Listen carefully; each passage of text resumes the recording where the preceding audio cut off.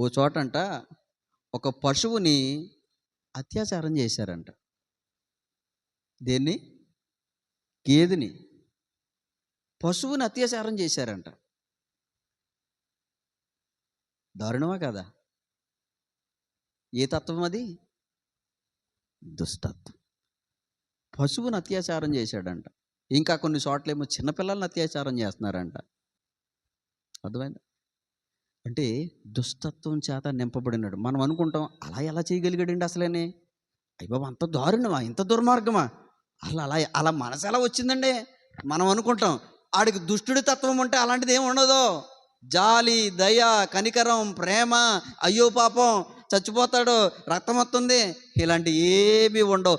దుష్టత్వం చేత నింపబడిన వాడు వాడి స్వలాభం కోసం మాత్రమే చూసుకుంటాడు. ఇంకా చెప్పాలి అంటే వాడి మైండ్ వాడి ఆధీనంలో ఉండదు.